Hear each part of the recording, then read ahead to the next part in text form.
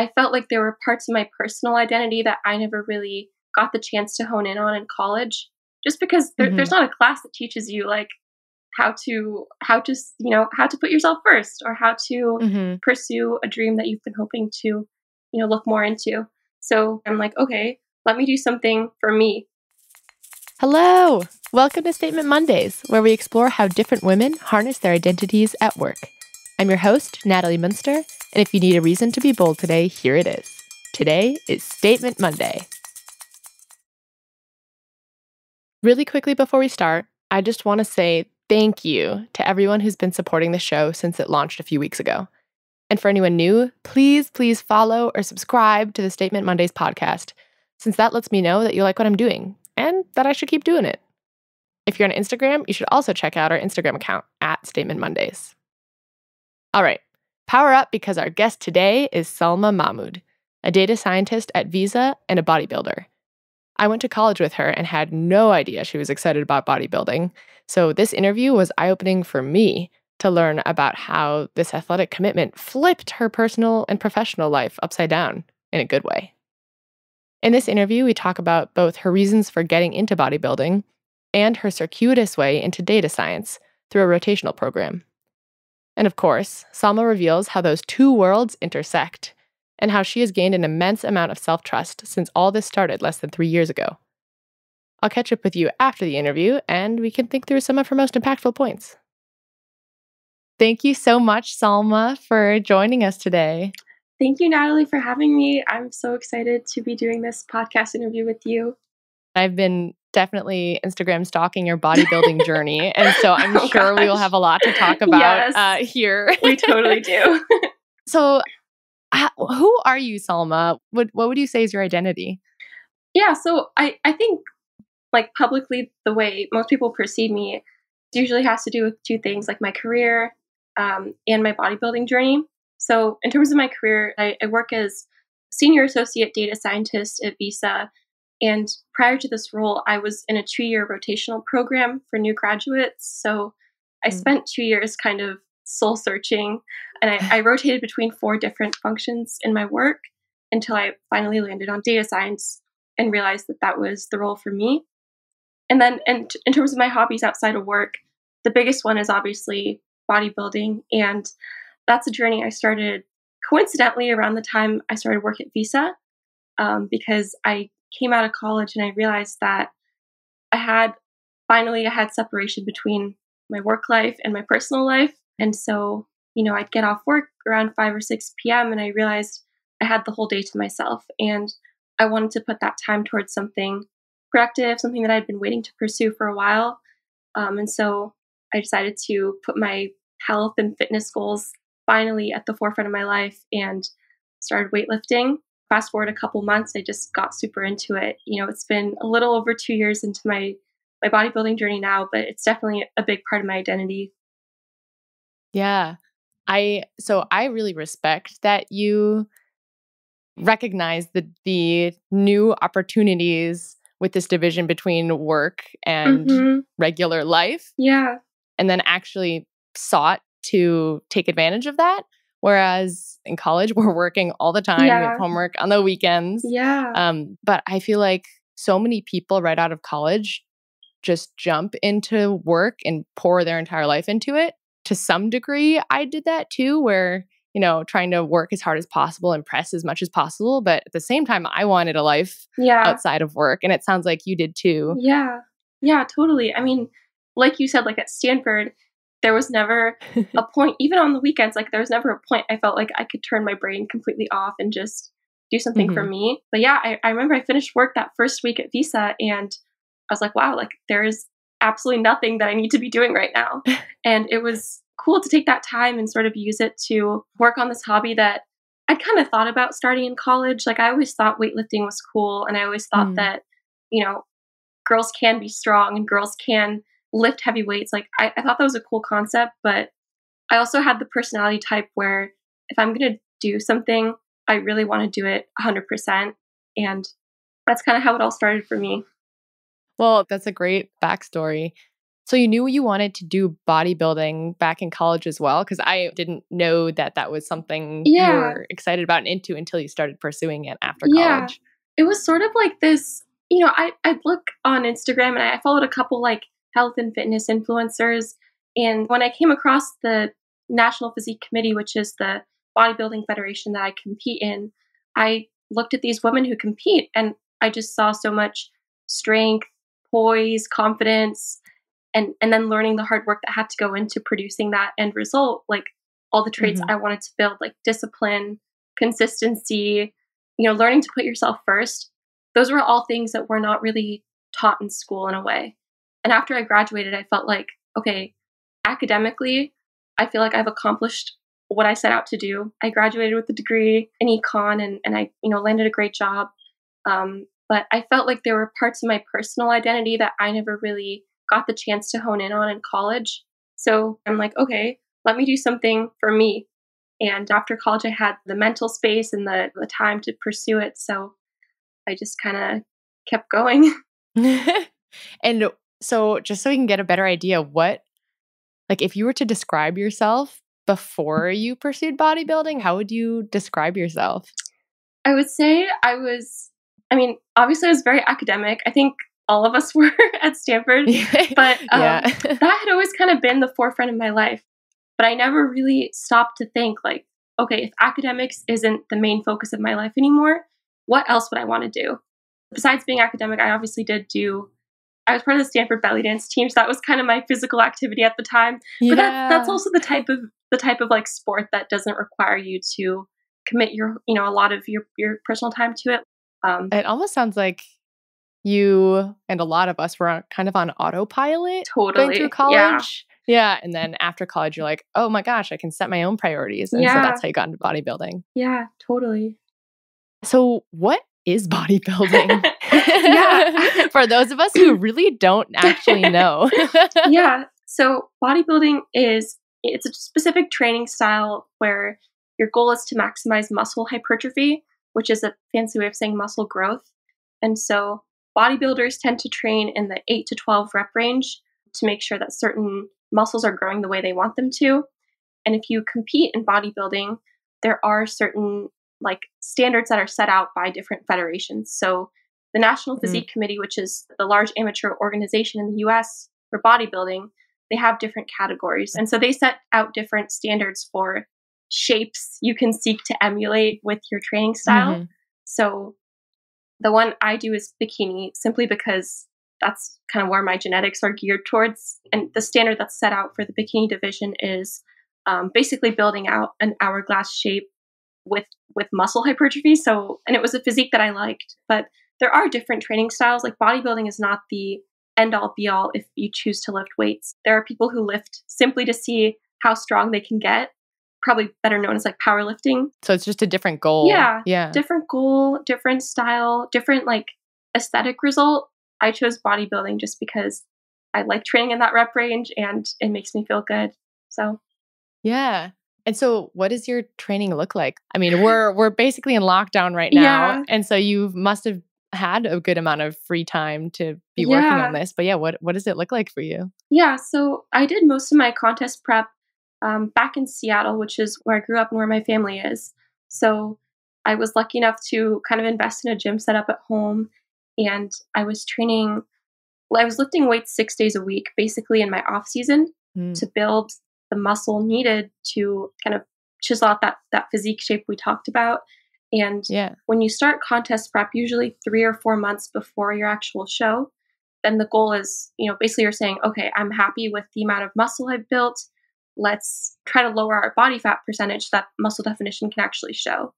So, essentially at the end of my contest prep, I was doing a lot. I was doing about an hour and a half of like weightlifting every day on top of an hour and a half of cardio every day. Oh my gosh. That must have taken over your life. It definitely did. But keep in mind, like those extremes that you push to, they're not meant to be for a long period of time.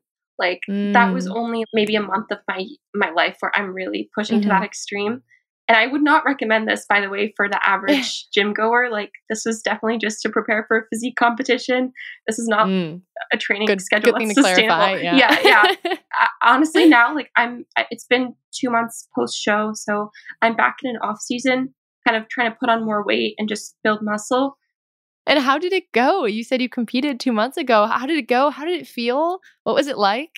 It was amazing. I mean, I remember I woke up that morning and just seeing like 2 years of hard work pay off in a physical, tangible way right in front of your eyes. I remember I woke up that morning, I put on my competition suit, and I just kind of like looked at my physique. I'm like, wow, this is every rep, every moment of weakness that I pushed past, or every time I trained to failure. I just kind of looked at it and I was like, wow, this is my hard work, and I'm excited to show it off regardless of the outcome. So it felt amazing. One of the best days of my life for sure. And so we were talking a little bit before this about how bodybuilding, like you're going toward an ideal image. Yeah. How does it? Yeah. Like, can you tell me a little bit more about your thoughts on that? Is it weird to be working towards some idyllic image that someone else puts out? Yeah, I definitely thought that was a little problematic when I learned about the division. I think for me, it just came down to the fact that having those standards to conform to only encouraged me to build out a shape that I knew I loved. And so it was never a sense of like, I'm going to do this to get on stage and impress the judges. It was literally like, this is how I like my body to look. I mean, I think people should train in a way that makes them feel good, not even look good. Training is really more of a mental thing for me. But at the end of the day, bodybuilding has really taught me to embrace my own strength from the inside and out. And it's taught me to kind of go against a lot of beauty standards that were set up, that kind of were spoon-fed as women for our entire lives. Like, instead of viewing food as something we have to restrict, I think weight training in general has taught me that food is fuel. We all need food, and you can eat in a way that honors your body, that makes you feel good. It really has helped my relationship with food in general. I think that's a really good message, and one that almost contradicts, when you first look at competitions and challenges that epitomize a body type. So I think that's a really great thing to dispel. Yeah. And women, we're always taught like we should be smaller, we should shrink ourselves and not be too loud in the meeting room or whatever. But like, it's really taught me how to just own my presence, and I feel you feel good in your own skin. And that's not something I personally felt for a long time in my life. And speaking of the meeting room, who are you? Like, what kind of a person are you at work? So, I mean, there's this whole other part of your life now. I know. I feel like I have a double life in a way. Yeah. So at work, I'm a data scientist, and I work on supporting some of Visa's predictive risk models, basically. So Visa, contrary to popular belief, it's not a credit card company at all. It's a payments technology company. And so one of the products that we produce is Visa Advanced Authorization Model. So anytime you swipe your Visa card at a store, restaurant, online, whatever, there's a risk score that's generated to assess the likelihood that that transaction is actually, Natalie buying a coffee in San Francisco versus, someone stole Natalie's card and is trying to buy something halfway across the world. And so it's really cool. I mean, I freaking love my job. Yeah. The amount of variables that go into predicting something like that are things that I never would have guessed until I saw them with my own eyes. And so I feel like, work is definitely challenging, but I'm able to do something that I love and also, have time to pursue my passion outside of it. Yeah. I want to get a better sense of who you are in your role. You said you jumped around in a rotational program, and that was rotating among different roles, not just teams, right? Yeah. And you picked data scientist. How do you kind of fit into the environment that you're in now? So I was lucky enough to rotate in 4 pretty different functions. So I spent my first 6 months in a data analytics role, and then I moved to data science, and then I did corporate strategy for 6 months, and then I ended off with a sales role, which was super out of my element. Wow, those are so different. Yeah, but that's the thing. Like, coming out of college with an econ degree, it was the type of type of degree where you can kind of take it in a lot of different directions. Like I have a lot of friends Mhm. who went off to New York to do finance jobs, which was actually what I Mhm. had interned in before kind of joining the tech world. Um, but with this role, So it's kind of a leap of faith. oh, totally, totally. I mean, I came out of my finance internships. I'm like, okay, I know I don't want to be in finance. I Mm. didn't know much about what else is out there in the business world, and so I thought Mm. that a rotational program was a great way to try out a bunch of different things before committing to one. And Mhm. I'm super fortunate to have found this program, and I feel like it's just given me the space to, I hate to say be indecisive, but yeah, I mean, it kind of gives you the space to make a decision at Mm. your own pace. And so I wrapped up the rotational program in September. And since then, I was lucky enough to join one of the teams that I had rotated with previously. But in general, like I think back to my time in the rotational program, and I worked with so many different managers and team members, and every single person that I interacted with was very support. I mean, they kind of knew I was training for something. They knew I was training for bodybuilding competition. It's hard to Mm. Oh, hide they sometimes. did. Yeah, Okay. yeah, yeah. I definitely am pretty open about that. I actually had a manager during my first rotation who brought me a box of protein bars for my birthday because he's like, I know you'll like birthday cake flavored protein bars. It was really sweet. Um, Birthday cake flavored. yeah. Oh my. But yeah, I Wait, mean, so could they like tell that you were bodybuilding based on this sounds a little weird, like your muscle mass no, or no. based on like the frequency with which you went to the gym? Or Um, like how did they figure that out? How did you talk about it? it's definitely not my muscle mass because I think for men's bodybuilding, obviously you can tell because guys tend to get a lot bigger when they Yeah. pursue something like this. But with women, for most of the year, I look like a very normal person. It's Okay, really okay. only when I'm a couple weeks out from a show that I start to look really small and really defined. Mm. But it was a lot of things that gave it away. It was no secret, but showing up to work every day with not only my work bag but my gym duffel filled with just accessory training equipment that I needed, like a hip thrust pad, gloves. Like it was a pretty big duffel on top of So like you my look like a gym junkie. yeah. It was like, this girl has a lot of things in her bag. On top of, I used to bring a meal prep lunchbox with me, which is pretty sizable.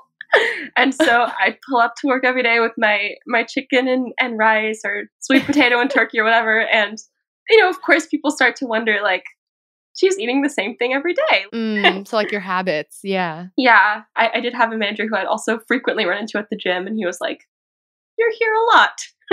And I was like, "Yes, I am." So those are some things that gave it away. Got it. And was it ever uncomfortable to talk about at work if people mentioned it, or were you super open about it? Like how did you approach that? Um, Good question. I think for the most part, I felt comfortable enough to share. Visa's a company that I feel like really, supports athletic endeavors. We sponsor the Olympics, we sponsor the NFL, and so with the physique competition, it's a little bit different because your sport is your body. It's not like a talent that, like soccer, for example. Um, I felt pretty comfortable just being myself and explaining why I do it. But the way that I describe bodybuilding or speak about it is not really my pursuit of this ideal physical like goal. It's literally just Yeah. a self-development journey. Honestly, the sport is more mental than anything. Like I said, bodybuilding is not the type of sport you can just you're not an athlete just in the gym. You're an athlete 24 hours a day in that, Wow, yeah. you have to be careful with your food intake. You have to train to failure. You have to, unfortunately on contest prep, you have to say no to a lot of like social, I hate to say you have to say no, but it's sometimes difficult to go to social events where there's going to be a lot of Mm. food or alcohol. And if you have training, for example, that conflicts with that, like it's tough. It is a sport Yeah, that really, I didn't think about that. Yeah. yeah. And So it affects a lot of other parts of your life, or it's all super intertwined. yeah, yeah, it's not really something I felt like I could just like keep in a box and not share Yeah. because people notice things. Like if you go to a work meeting and there's catered food, for example, if I'm a couple weeks out from a show, I'm definitely not going to be eating a sandwich that I might not know exactly what's in it because when you Mhm. get to that level, you're really kind of tracking your macronutrient intake to the gram. And so it's a lot easier to do that when you have your home cooked meals and you know exactly what it's cooked with. So this type of restriction can be tough for a lot of people. I always just keep in mind that it's just for a short period of time that I'm that strict with my diet. And then the whole rest of the Hmm. year, I practice flexible dieting. So I'm able to kind of participate in those moments and just be present with, whether it's my coworkers or friends or any kind of social relationships. Let's pause here. It's fascinating hearing Salma talk about how much she loves what she's doing right now, both data science and bodybuilding. She seems to have found a sweet spot in terms of work and personal goals, and she is thriving. Up next is my favorite part of the episode, where Salma reveals what really bodybuilding has done for her in terms of self perception and trust. And at the end, she shares her secret to what gets her through each day and suggests it as a habit to all you listeners who might also be looking for a little more structure. All right, let's get back to the interview. Are there any other ways in which your bodybuilding and your work worlds intersect? Like, could you notice from when you started your job and toward where you are now, how bodybuilding could have had an effect? Yeah, honestly, I think the sport has just taken my own level of self trust to the next level. Oh, wow. And even just things like confidence in meetings. I was never really the most confident person growing up. I always felt like I was kind of just doing what I was supposed to do, and I wasn't really digging deep to find the parts of myself that I wanted to pursue. With a sport like Hmm. bodybuilding, I mean, when you wake up in the morning and set out a daily intention, like my goals for today, to train, to hit my macros, to finish XYZ project at work, I literally list everything out. And at the end of the day, when I go back Wow. and cross out those things, I think to myself, dang, I am a reliable person. I am capable of accomplishing things I tell myself I'll accomplish. And it's taught Hmm. me to kind of respect myself a little bit more because I know I'm honoring my own needs and my own wants. And it's completely changed my perception of myself. Obviously, this has nothing to do with the physical transformations that come with it. It's really Yeah. just a journey for me of building self trust. Oh my gosh, that description is beautiful Thank almost. And you. self-trust, Yeah. I think, is a great word which I haven't really heard. I've heard self-confidence, Yeah. I've heard, advocacy, but Yeah. not self-trust before. Yeah, I mean, and it's something that I think is very much reflected in the person I bring with me to work. I'm able to speak up a lot more confidently in meetings because I've just kind of built this image of myself in my head where I know I'm capable, I know I'm smart, I know I can do things Yeah. that I set out to do, and so it really has taught me to trust my own hard work. And Hmm. if I spend a lot of time on something and really, pour myself into it, I know that what I'll bring to the table, whether it's at a bodybuilding competition or even just a work meeting, it's taught Hmm. me to really just have faith in myself and the work quality that I produce. That's huge. I'm feeling so inspired Oh, even just thanks, girl. interviewing you here. Thank you. Thank you. Well, I would love to ask you some questions that I ask every Statement Mondays guest. Yeah. Could you tell me about a memorable moment that you felt invincible at work? At work, with work, honestly, I felt pretty invincible the moment that I landed the data science role for full time. This Mm, was not something that there's always the voice in the back of my head telling myself, like, I graduated in a business program. I didn't feel like I had the technical skills always to get into, a more technical role like data science. And mhm. so for me, getting the 6-month rotation on that team was phenomenal. Like I felt like I can finally dip my toes in the water, something I'm super interested in. Um, but landing the full time role after that was like, okay, not only did I successfully complete the 6 months, but they also really valued my work quality and Yeah. they see value in me as a team contributor. So um, I don't know. In that moment, I just felt like it kind of negated a lot of the negative voices in my head telling myself I wasn't good enough or I wasn't worthy, and seeing it kind of maybe I just like tangible outcomes clearly, but just seeing it pay off in the form of a job offer was really meaningful to me. Do you think that is kind of dispelled any future fears of not being good enough, just to have this one example of being uncertain, having a trial period, and then them Yeah. wanting you back? Yeah, yeah, totally. I mean, To be honest, I think a lot of those insecurities I had to do with my time at Stanford. Like, I majored in economics, and as I mentioned, I spent my sophomore and junior summers interning in finance. And by the time I realized I didn't like finance was around the same time that I really took an interest in data, just working with large data Mm. sets. And by Mm-hmm. that point, there was this voice in my head that was like, well, it's kind of too late. I already specialized in this thing. I Mm. didn't think that there was any room to build practical experience in data science. Yeah. So my senior year, I actually spent writing a thesis that I still feel super proud of. But basically, I got to analyze this large data set. I got to draw conclusions from it, and eventually write this paper that I felt was super meaningful. But there was always that little bit of me that was like, dang, if only I had discovered that sooner, I could have done a data science internship, Mm. and then I could have, Mm-hmm. gone on to a full-time role in that sense. But, I still got there. I took a roundabout way of getting there, but I still got there. Yeah. And definitely, it was just a nice reminder that, like, I will figure out a way. I will make it happen if it's that important to me. And you had a nice period of time where you got to figure out a few things that you don't like. And I'm sure Totally, that helped you totally. learn a little bit more about yourself. Yeah, So I yeah. don't think it was all a waste. Yeah. No, I'm super grateful for like having that well-rounded experience within Visa. Not only the network that I've developed, but also just the skills. There's always the stereotype that data scientists or engineers in general are not the most extroverted, which is not true, by the way. But I think that having time I mean, on you're talking to another engineer, so I don't think it's true, but having time yeah. on the sales team, for example, I think I was really able to just hone in on learning how to be more comfortable in conversations or learning how to present Mm. data points better to a client-facing audience.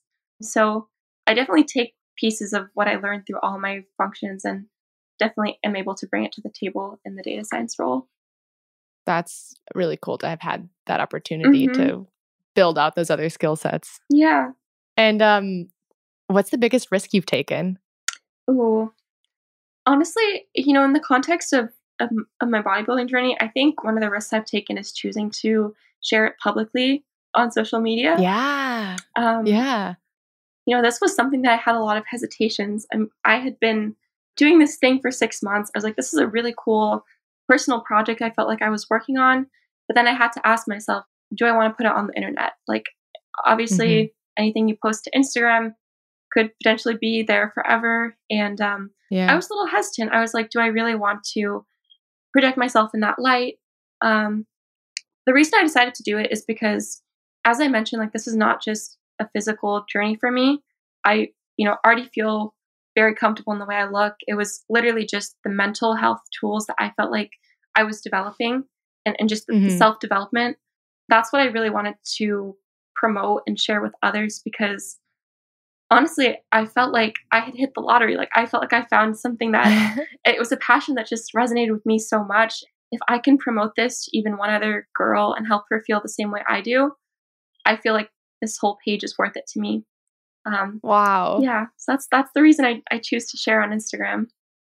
And it's the reason that I found you to do this interview. And so hopefully your interview and this episode can project to an even wider Yeah, audience and help you achieve that goal even further. yeah. I mean, a lot of the things I share on Instagram are not even physique related at all. Like in my day to day life, it's really just tips on how to set healthy boundaries or tips on how to stop being a people pleaser. Like those are things that this journey has enabled me to really hone in on.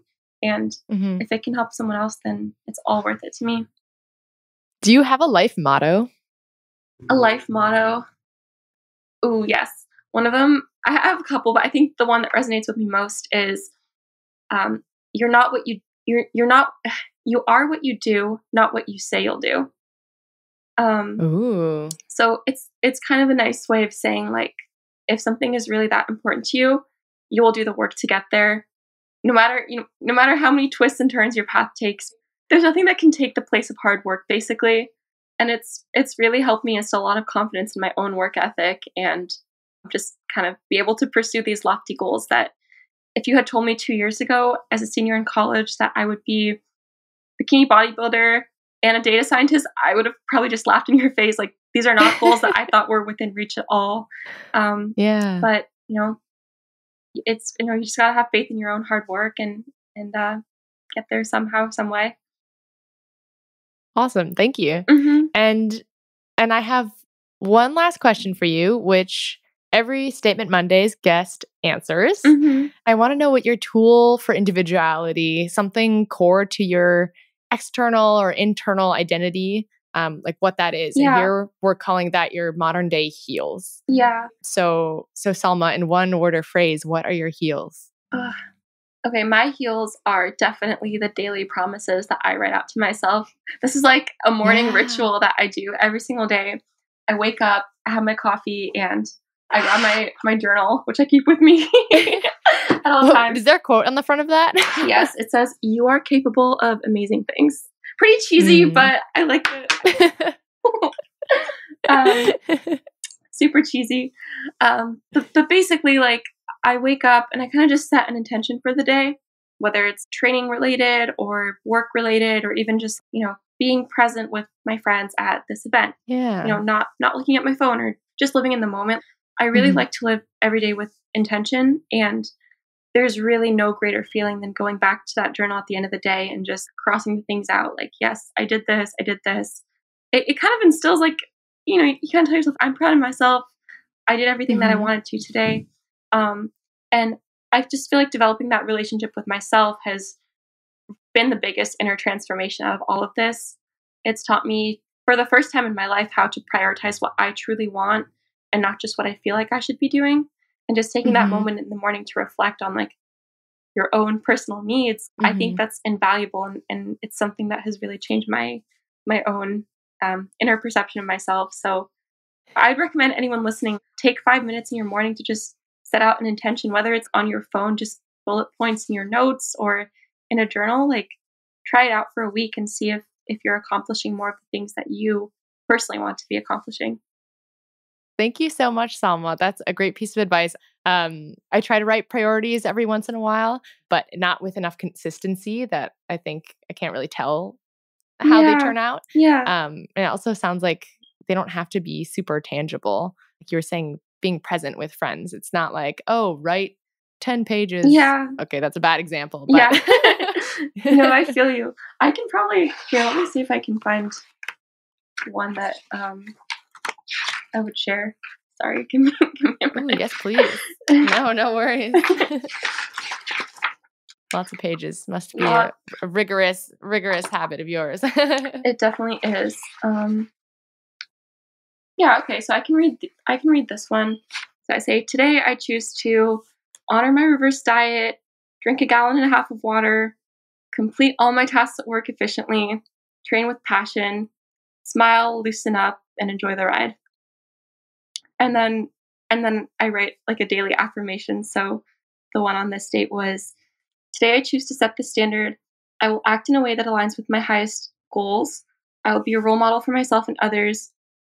I'll get the momentum going for this next phase of my journey. Let's go. It's, it sounds super cheesy, but just like telling that to yourself, it kind of just hypes me up for the day and gets me in the right mindset to pursue things the way that I know my highest self, quote unquote, would want me to. And that totally goes along with the self-trust. It sounds like you are your biggest cheerleader. I try to be. I mean, building a positive relationship with myself, I think, has really just enabled me to have better friendships and relationships in general, because you kind of set the standard for the type of person you want in your life. Because when you know that you're your biggest cheerleader, you want others who are advocating for you and that you can also advocate for them. So it's something I definitely am just really proud of. Like, this is probably my biggest achievement since getting out of college, is just having this positive relationship with myself. Well, congratulations on that and on your competition 2 months ago. Thanks, girl. Thank you. And thank you so much for taking the time to talk to me today. Of course. Thank you, Natalie, for having me. I'm super honored and excited to see where this podcast goes. That was Salma Mahmood.